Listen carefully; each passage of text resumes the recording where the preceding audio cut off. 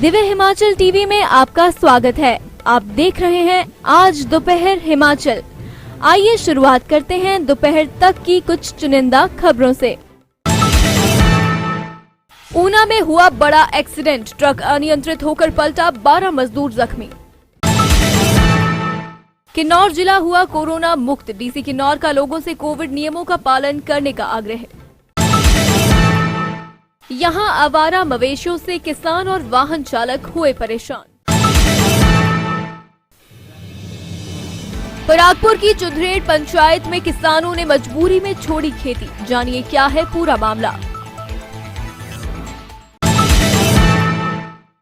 सहारा योजना की राशि अब सीधे जाएगी आपके खाते में, ऑनलाइन प्रक्रिया शुरू, ओरिजिनल दस्तावेज ही करें अपलोड। और अब खबरें विस्तार से। पंजाब के लुधियाना से डीजे कैटरिंग का सामान और करीब 1 दर्जन मजदूरों को लेकर जिला के टाहलीवाल आ रहा एक ट्रक दुर्घटनाग्रस्त हो गया। पंडोगा बैरियर से कुछ दूर पीछे ये ट्रक अनियंत्रित होकर पलट गया। हादसे में ट्रक सवार 12 मजदूर जख्मी हुए हैं। सभी घायलों को स्थानीय लोगों की मदद से क्षेत्रीय अस्पताल ऊना में लाया गया, जहां से 2 घायलों को गंभीर हालत में पीजीआई चंडीगढ़ रेफर कर दिया गया है।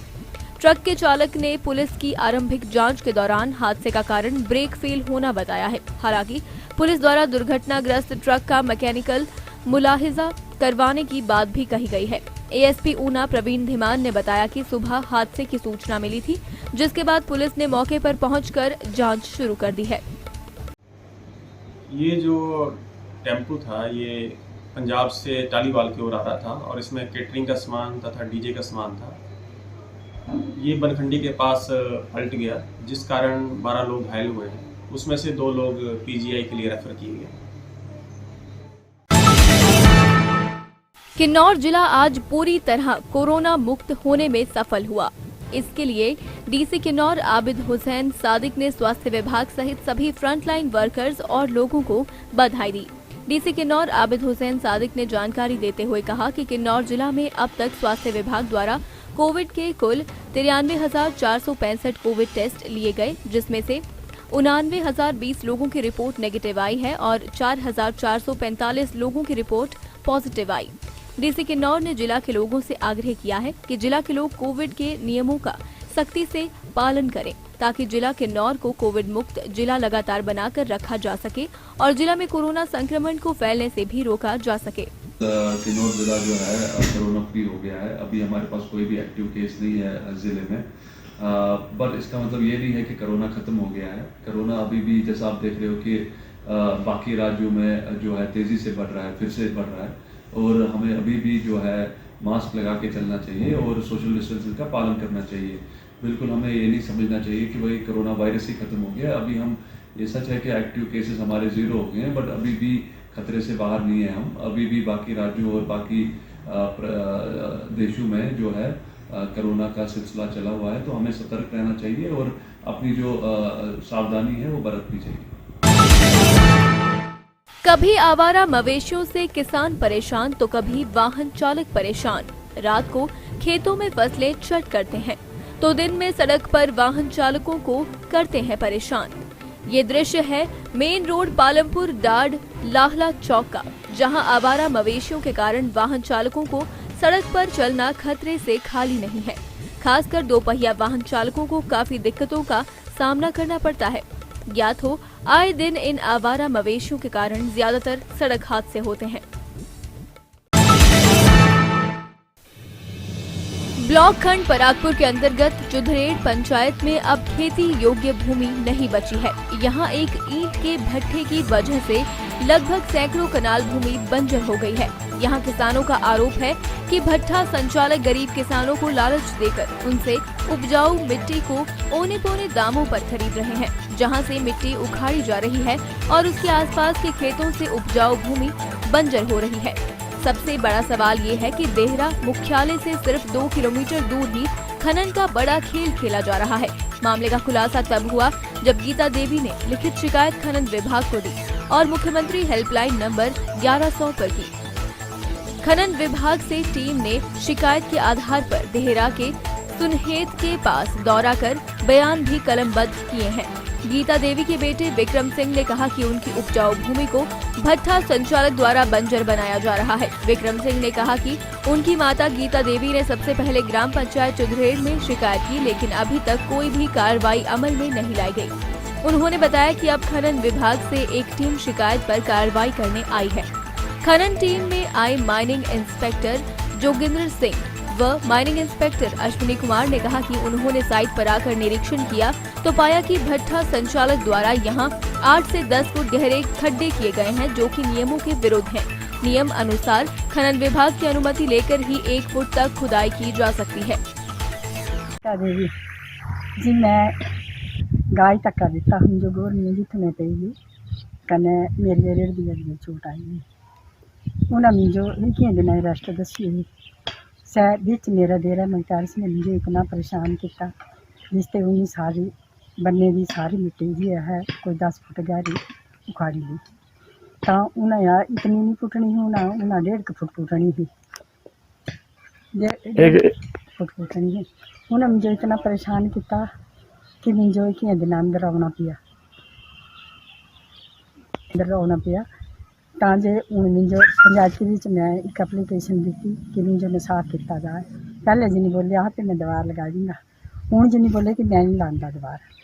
तो मुझे मेरी ये जगह है इसा मुझे सेफ्टी चाहिए कने दीवार देती चाहिए। नाम कुलवंत सिंह जी। हाँ जी, तो क्या मामला है? मामला ऐसा है कि इन दोनों की जमीन है, किस किस दो की? पार्टियों की, मुख्तियार सिंह और उसकी सिंह। हाँ जी, हाँ जी। तो इससे हमारा कोई लेना देना नहीं, मगर इन्होंने जब खुदाई की थी तो इन्होंने ये बोला था कि हम कच्चे रोडों की दीवार बनाए। ये खुदाई किसने की और मिट्टी कहाँ गई? वो खुदाई इन्होंने खुद करी है, मिट्टी का हमें कोई पता नहीं। मिट्टी का गांव बगीन पंचायत चुधरेड़ का निवासी हूँ। मेरी ये जगह जो ये भूमि है यहाँ अवैध खनन हुआ है ईंट भट्ठों के द्वारा, और मुख्तियार सिंह जो है उन्होंने अपनी जो ये भूमि है निजी भूमि पर जो खनन किया हुआ है उसके साथ में लगती हुई भूमि को बिल्कुल नीचे से 8 या 10 फुट नीचे खोद दिया है। वो उन्होंने ईंट भट्ठा मालिक को बेचा हुआ है।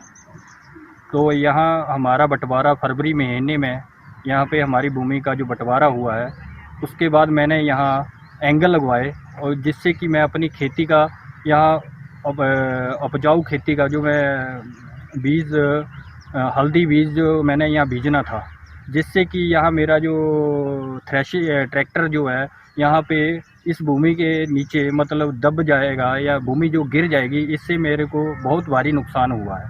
कुमार खनन विभाग देहरा से और ये जोगिंदर जी देहरा से हैं इंस्पेक्टर। आज गीता देवी के नाम से एक शिकायत विभाग को प्राप्त हुई है। तो ये जो ज़मीन लगती है साथ में, ये उनकी ज़मीन है और ज़मीन के साथ ही जिन्होंने शिकायत करी है ये ज़मीन जो है मुख्तियार के नाम से, इन्होंने बिना किसी विभागीय परमिशन से अनुमति से माइनिंग या अपने निजी भूमि में कार्य किया है, उसकी विभागीय अनुमति होती है।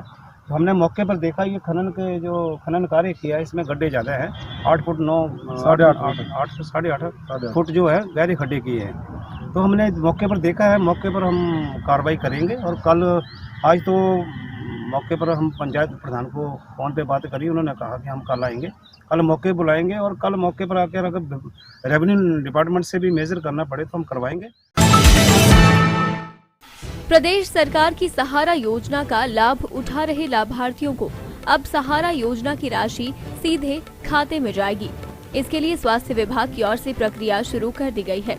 पहले लाभार्थियों को ये राशि पाने के लिए कार्यालयों के चक्कर काटने पड़ते थे, लेकिन अब इन्हें इससे छुटकारा मिल जाएगा। सरकार की इस योजना का लाभ प्रदेश भर के लाभार्थियों को मिल रहा है। वहीं अब ऑनलाइन प्रक्रिया भी शुरू कर दी गई है।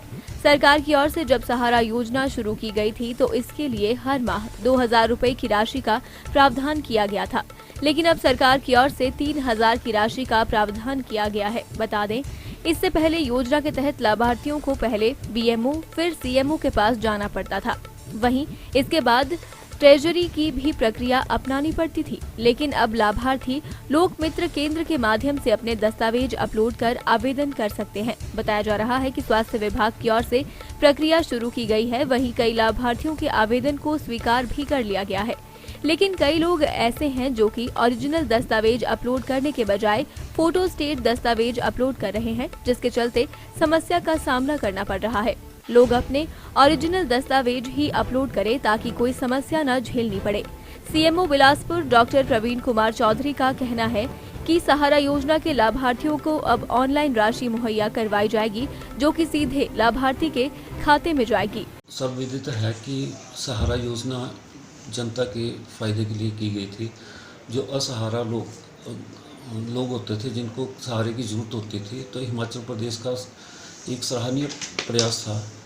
परंतु कुछ कारणों की वजह से, जैसे उसमें कागज़ पूरे करने या पहुंचाने में थोड़ा टाइम लग जाता था और पेमेंट में भी डिले हो जाता था, तो उसको देखते हुए हिमाचल सरकार ने ये प्रयास किया है कि अब सहारा को ऑनलाइन ही अप्लाई करेंगे।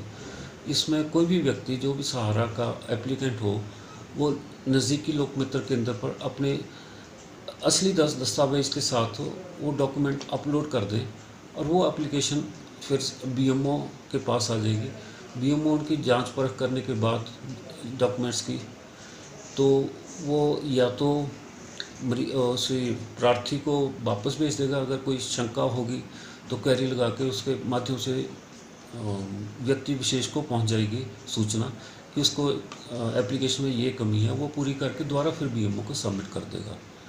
और अगर उसके डॉक्यूमेंट्स कंप्लीट हुए तो वो बीएमओ का अप्रूव करके सीएमओ तक भेज देगा।